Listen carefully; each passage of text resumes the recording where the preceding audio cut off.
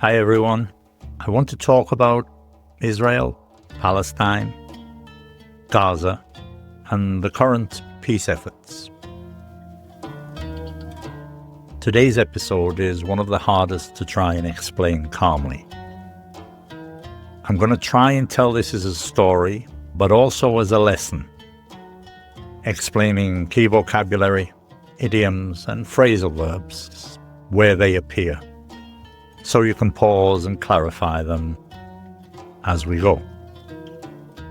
When people talk about Israel and Palestine online, nuance, meaning subtle detail, not just black and white thinking.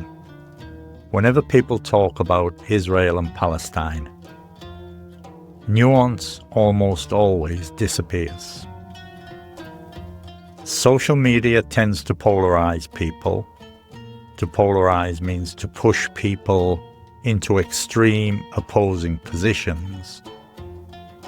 And if you try to say anything balanced, you often get attacked from both sides. So nuance, a fine distinction or a subtle difference, not simple or one-dimensional.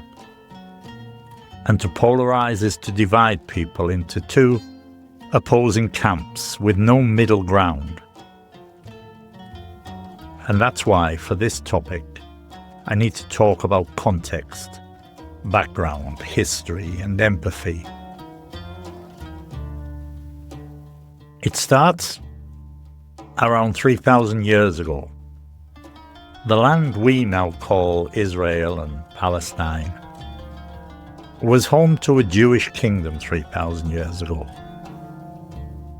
Around 2,000 years ago, the Roman Empire forced many Jews out. They were expelled. To be expelled is to be forced to leave by authority.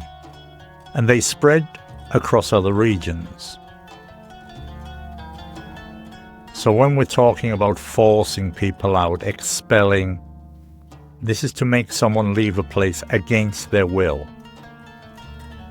A diaspora, which you'll often hear used in this conversation, is a group of people living outside their original homeland, often dispersed or scattered across many countries. So, over centuries, strong Jewish communities, they developed, they grew in places like Iraq and Yemen, Spain, Portugal, and Central and Eastern Europe. At the same time, the land itself gradually became dominated by Arab, Muslim, and Christian communities. So, very early on, you have two deep emotional narratives, emotional stories building. One narrative of ancient homeland and exile, being forced out, and another narrative of continuous residence and belonging. In the late 19th and early 20th century, Jewish communities in Europe faced waves of discrimination,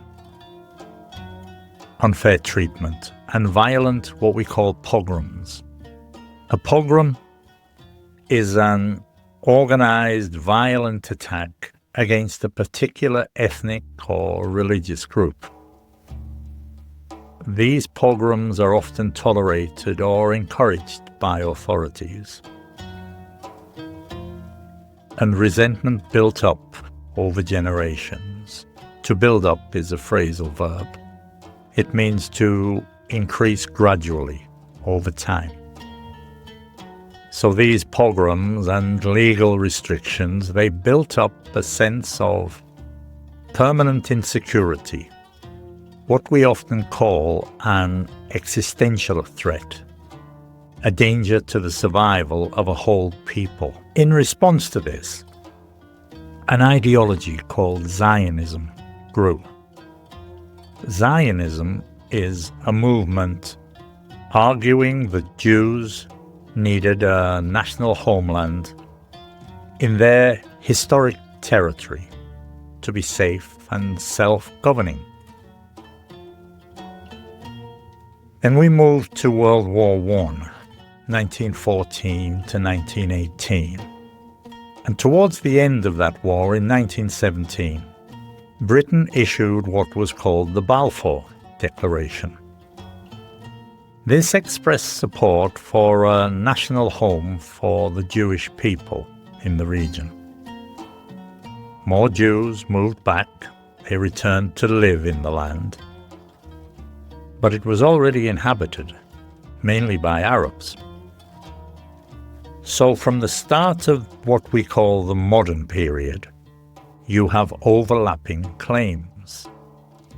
A people returning to a place they see as home, and another people who have been living there for centuries. Then we came to World War II and the Holocaust. The Holocaust was a systematic genocide. Systematic genocide is the planned mass killing of a group, and in this case, of around 6 million European Jews by Nazi Germany. This created a global recognition of the severity of the threat that Jews had faced, and a stronger argument, more support for a Jewish state. In 1948, Jewish leaders declared the State of Israel. This happened in the context of war with neighboring Arab states and a military campaign that took control of areas where many Palestinian Arabs were living.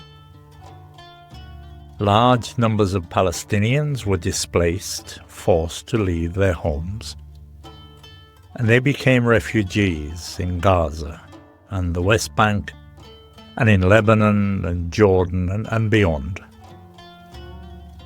A refugee is someone who has been forced to flee, to run away, to leave their country or area because of a conflict or persecution. We talk of displacement. Large numbers of Palestinians were displaced. This is being forced out of your home or your land by conflict or disaster. For many Jews, 1948 was a miracle of survival.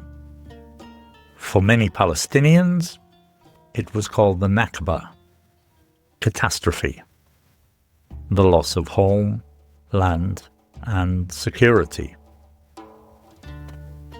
Even today, this double trauma sits at the emotional center, the emotional core of everything that follows. A trauma is a distressing situation. Then in 1967, Israel fought what is known now as the Six-Day War. They fought against Egypt, Syria, and Jordan. Israel won quickly, and they captured the Gaza Strip, which was previously under Egyptian control. They captured the West Bank and East Jerusalem, which was previously under Jordanian control. And so since then, when people say the occupied Palestinian territories, they usually mean Gaza, the West Bank, and East Jerusalem that were taken in 1967. Occupation is control of one territory by the military of another state. And to hold on to something is a phrasal verb. This is to keep something and refuse to give it up. You hold on to it. For example, Israel has held on to these key strategic areas. Now, some Israelis argue that these territories, especially high ground like the Golan Heights, they argue that they are vital for security. because they were used as artillery positions. On the other hand, many Palestinians and international actors see them as illegally occupied land that should form part of a future Palestinian state. In the 1990s, we had the Oslo Accords. These were an attempt at a two-state solution, a phrase that's very, very common in this discussion. A two-state solution is two independent states, Israel and Palestine, living side by side. Under the Oslo Accords, the agreements, the West Bank was divided into three areas, just called areas A, B, and C, with different levels of Palestinian and Israeli control. A Palestinian Authority, PA, was created in the West Bank. This was based in Ramallah. And there was a separate Palestinian administration in Gaza. But the territory wasn't physically joined. It was a number of enclaves, which are isolated pockets of land. And these pieces of land were often interrupted by checkpoints. Checkpoints are military-controlled crossing points and barriers. And at the same time, Israeli settlements, communities of Israeli civilians, they continued to expand in the West Bank beyond the 1967 lines, making a future Palestinian state even harder to draw on a map. We then had the assassination of Yitzhak Rabin. Yitzhak Rabin was the Israeli Prime Minister, the guy who signed the Oslo Accords. He was assassinated by a Jewish extremist. And this was a huge turning point. It weakened the Israeli peace camp, the people who wanted peace in Israel, and made many Israelis less willing to take any risks for peace. On the Palestinian side, people became disillusioned. They gave up on, they stopped believing in Oslo, in the Oslo Accords, because they felt their daily lives weren't improving. The settlements, the Israeli settlements, were growing, and a real sovereign state for them still felt far away. Moving to 2005, Israeli withdrew. They pulled out militarily. They withdrew from Gaza. They removed their settlers and their permanent bases. But in 2006, Hamas, an Islamic movement with roots, the beginnings in the Muslim Brotherhood, they won Palestinian elections. And by 2007, Hamas had seized full control of Gaza. And soon after this, Israel, with Egyptian cooperation, they imposed a land, sea, and air blockade on Gaza. A blockade is a military or political measure that cuts off a place in order to control what goes in and what comes out. You'll hear about smuggling in this conversation. Smuggling is illegally bringing goods or weapons across borders.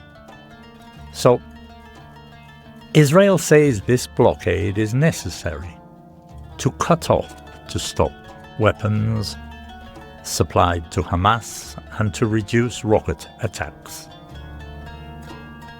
Many human rights groups describe the blockade as collective punishment of civilians, where all civilians are being punished, and often call Gaza an open-air prison, a place where people can't leave and they live under strict control. We have high unemployment and poverty, some of the highest in the world. Restrictions on movement, most people can't simply leave the Strip. And tight, strict limits on goods, including fuel, building materials, and sometimes medicine.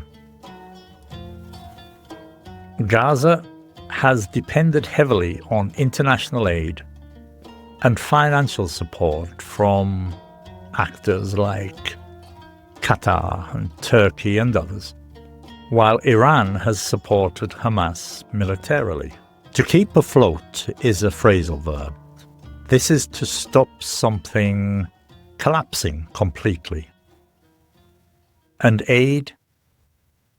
foreign aid, kept Gaza afloat for a long time. Then we come to the 7th of October, 2023, the Hamas attacks. Hamas and other armed groups, they launched a large-scale surprise attack on southern Israel. They fired thousands of rockets at towns and cities. Their fighters crossed the border by land, by sea, and by air, including on motorized gliders. They attacked Israeli communities and a music festival, and they killed around 1,200 people, and they took around 250 hostages. This was on the 7th of October, 2023. A hostage is a person captured and held to force someone else to act. And this was an incursion, which is a sudden attack or invasion into another's territory. Hamas has long been officially known as designated, a terrorist organization. This is a group that uses violence deliberately against civilians for political purposes, a terrorist organization. So it was designated this by the US, by the EU, by the UK, by Australia, and others. For Israelis, this was obviously extremely traumatic. 7th of October felt like a combined 9/11 and Pearl Harbor moment. This is a way of saying it was a sudden traumatic attack that changed the country's sense of security. Israel responded by declaring war on Hamas and launching a total siege of Gaza, cutting off electricity, most of the water that came from Israel, and most fuel and goods from entering. They launched a massive air campaign, followed by a ground invasion in multiple phases, and large-scale operations that flattened, that destroyed completely, that flattened entire neighborhoods. Humanitarian agencies report widespread destruction of homes and hospitals, schools and infrastructure. Huge numbers of displaced people, most of Gaza's population, were forced to move multiple times. And of course, severe shortages of food and clean water and medical supplies. So, as of today, late 2025, Gaza's health authorities estimate that around 70,000 Palestinians have been killed since the war began, with many more wounded. Independent organizations and UN agencies treat these numbers as broadly credible, which means they are reasonably accepted as being true, while acknowledging that they are difficult to verify fully during the conflict. The death toll is the number of people killed in a particular event or a period, death toll. To flee is to run away from danger or conflict. Gaza is just rubble now. Rubble is broken pieces of stone or concrete and brick from destroyed buildings. So when Palestinians talk about suffering under the blockade and war, they are talking about years of structural restrictions, plus the extreme destruction and loss of life since 2023. We have two competing narratives, two different stories here.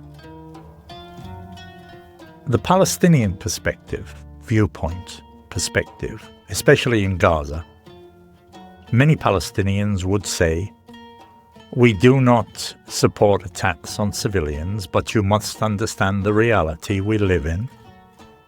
So from this point of view, Gaza is an open-air prison with people trapped, unable to leave freely.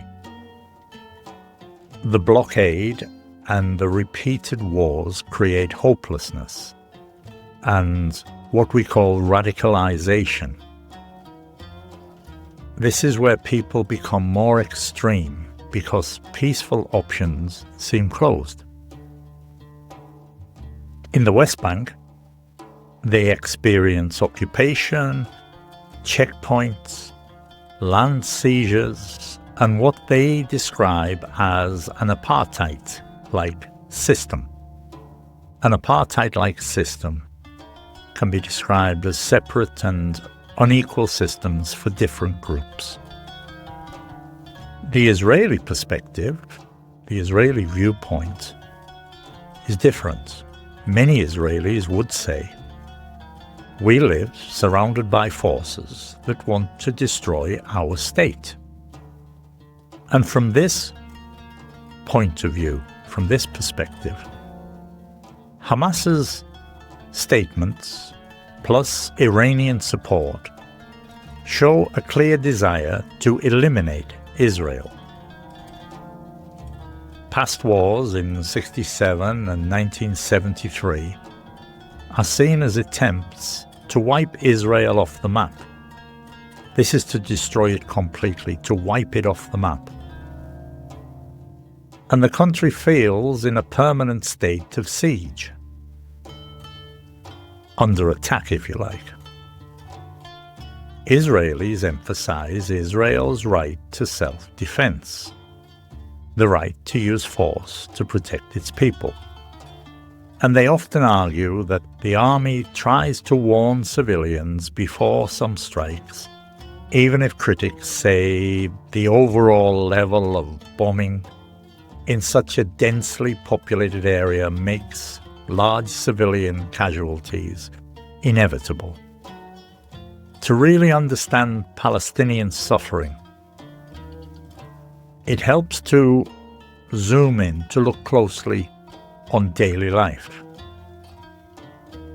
People can't simply get out or leave or move abroad. The borders are often closed or restricted. To get out is a phrasal verb. It means to leave a place, especially a difficult or dangerous one. Water is a problem. Even before 2023, most drinking water was contaminated. During the siege, access to clean water became critical. Electricity. Before the war, power cuts could last many hours daily. During the heaviest fighting, many areas had almost no electricity. Fuel shortages and bombing have pushed the health service close to collapse doctors struggle to cope. To struggle to cope is to find it very hard to manage, and they struggle to cope with mass casualties. With crossings closed and infrastructure destroyed, unemployment is chronic. This means it's long-term, it's not just temporary. And this is why so many international observers describe Gaza as facing a humanitarian catastrophe. This is a disaster affecting large numbers of civilians in basic needs like food, water, shelter, and health. October the 7th was not just a tragedy for Israel. Inside Israel, it was seen as an enormous intelligence failure. Israel's intelligence services are often called the most vaunted in the world, widely praised and respected, vaunted. Israelis ask, how did such a large operation slip through, go undetected, unnoticed? Why were border communities left vulnerable for so long? Was the government too focused on internal political battles, such as attempts at the time to change the judiciary, and not enough on the Gaza front? You'll hear Israelis saying the government let their guard down. This is an idiom. It means to relax your vigilance, to stop being careful. Many Israelis are demanding inquiries, accountability, and possibly political change. The war has actually created two opposing pressures inside Israel. It's strengthened the hard right. Some say this proves we must be far tougher and stronger and never trust Palestinian intentions. They push for more settlements, harsher, stronger security measures. And they talk very little of a Palestinian state. They call for a unity government. They say we need a broader coalition, not a narrow far-right government. They want to bring in, remember this is inside Israel, they want to bring in, include centrist and opposition parties, and push out, remove the most extreme figures from power. So this has become a fight in internal Israeli politics. How Israel resolves this internal struggle, this internal fight, will shape how it carries out, how it implements any peace agreement, and how it relates to Palestinians over the next decade. There are also regional dynamics at play. Iran, Hezbollah, Qatar, Egypt, Turkey, the US, all involved. So this conflict is embedded in a wider regional and international web. For instance, Iran supports Hamas and Hezbollah militarily and politically. Hezbollah in Lebanon, to the north of Israel, has carried out attacks on Israel's northern frontier, northern border, raising fears of a broader, a wider regional war. Qatar, Egypt, and Turkey, they play key roles as mediators, which you can also hear referred to as go-betweens, mediators, intermediaries in ceasefire and hostage negotiations. And the United States is Israel's main security partner. but it's also actively involved in pushing for ceasefires and a political framework, a political agreement. Before the current war and the peace process, there were active discussions about normalization between Israel and Saudi Arabia. Many analysts believe Hamas also wanted to force the Palestinian question back onto the world's agenda to disrupt those normalization efforts. They didn't want dialogue between Israel and Saudi Arabia. And since 2023, we've seen several ceasefires. A ceasefire is a temporary pause in fighting, and these were often linked to hostage and prisoner exchanges. One significant agreement was the January 2025 Gaza war ceasefire, which briefly, temporarily, ended major fighting, hostilities, and this included a multi-stage plan for exchanges and reconstruction, but it fell apart. To fall apart is to collapse when the fighting resumed.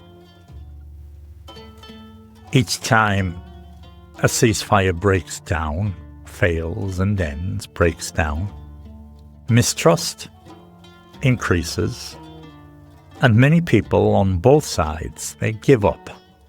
They stop believing in democracy. Where we are now.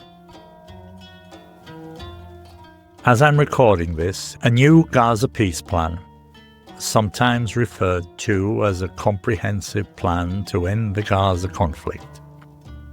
This was endorsed by the United Nations Security Council. Some of the key vocabulary from this peace plan, the current peace plan: ceasefire, an official agreement to stop fighting; demilitarization, this is the removal of weapons and armed groups from an area. You'll hear about an International Stabilization Force, ISF. This is a multinational force deployed to maintain, to keep security, and to support peace. They talk of a technocratic government. A technocratic government is a government led by experts, not career politicians. And self-determination, which is the right of a people to choose their own political status. According to the publicly available summaries, the main elements of the Gaza peace plan: immediate ceasefire and Israeli pullback, withdrawal, so large-scale hostilities will stop. Israeli forces withdraw to a new yellow line around Gaza, what we call a demarcation, that limits where Israeli troops are stationed. All the remaining Israeli hostages are to be released. Israel to release large numbers of Palestinian prisoners and return bodies under a structured formula, a structured plan. This ISF, the International Stabilization Force, this is a multinational force authorized by the UN, and it's tasked to monitor ceasefire compliance. This is a check that both sides respect the ceasefire, and to prevent rearming of militant groups, and of course to protect civilians and aid operations. It also says that Gaza is to be governed by a Palestinian technocratic administration. under international supervision, not directly by Hamas. Hamas is to step back from, to withdraw from, day-to-day governance and eventually disarm, give up weapons. There's a strong focus on rebuilding infrastructure, funding housing and hospitals, schools and utilities, a special board of peace and coordination mechanisms set up to manage reconstruction fairly and transparently, and a path toward Palestinian statehood.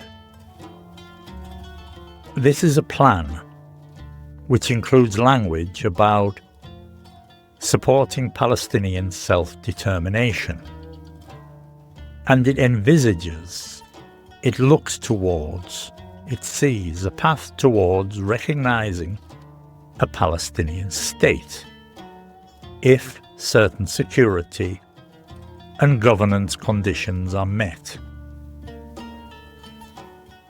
As of now, the ceasefire that started around October the 10th, 2025, has largely reduced large-scale fighting, but violations continue. Individual incidents still cause deaths. Most of the living hostages have been released, but disagreements remain about the remains of deceased hostages and the final steps of the deal. The International Stabilization Force is struggling to find enough troop contributions. Many countries are hesitant, especially in the Arab world. They don't want to be seen as policing Palestinians. Humanitarian aid is not flowing as quickly or as freely as promised. We have bureaucratic delays. Israeli security checks and political disputes mean many Gazans still face extreme shortages. In other words, the plan exists on paper and has started to be implemented, but there's a real risk that without rapid improvement in conditions on the ground, frustration will grow and violence could flare up again. To flare up is to suddenly increase or reignite or restart. People are comparing this peace plan to the Good Friday Agreement. The Good Friday Agreement was signed in 1998. It was a peace deal that helped end what we call the Troubles in Northern Ireland. This was a conflict, a war really, between the Irish nationalists, Republicans, who were mostly Catholic, who wanted to leave the UK and join the Republic of Ireland. We're talking about the north of Ireland here. And the Unionists, the Loyalists, who were mostly Protestant, who wanted Northern Ireland to remain in the UK. The opposing parties agreed to share power so that no single community could dominate. New bodies linking Northern Ireland and the Republic of Ireland were formulated. British troops were gradually withdrawn. There was a reform of the police service. Groups once labelled terrorists were brought into the political process. To bring someone into means to include someone in a group or activity. And there was a recognition of both identities. People in Northern Ireland could identify as British, Irish, or both, and hold dual citizenship. So for many years, a peace like this felt unthinkable. Both sides had deep trauma. Bombings and killings had gone on for decades, and mistrust and hatred was huge. So the lesson here is that even where violence, identity conflict, and mistrust and hatred run very deep, it is sometimes possible to move from fighting it out to working it out. To fight it out is an idiom. It's to try and solve something through conflict or violence. To work it out is an idiom too, to solve a problem, but by discussion and compromise. Of course, Northern Ireland and Israel Palestine are different in many, many ways. Geography, religion, regional actors, global involvement. But the comparison shows that talking to former enemies, however morally uncomfortable, can be part of ending a cycle of violence. And that's the hope here. I'll end with some expressions that are essential when talking about peace processes. Mutual recognition. This is when each side accepts the other's right to exist and have rights. Security guarantees. These are concrete, fixed promises and mechanisms that protect civilians from future attacks. When we talk about coexistence, this is living side by side without trying to dominate or expel the other. Accountability is holding individuals and leaders responsible for war crimes and abuses, regardless of which side they are on. You'll hear talk of confidence-building measures. These are just small, practical steps that build trust, like easing checkpoints or allowing more aid in. Without both security and rights, the risk is violence leads to retaliation, which leads to more trauma, which leads to more radicalization, which in turn leads to another war. The challenge now for Israelis, Palestinians, and the wider world is whether we can break that pattern. Not only with weapons and walls, but with political courage, moral imagination, and sustained diplomacy. Thank you for listening. Until next time, bye-bye for now.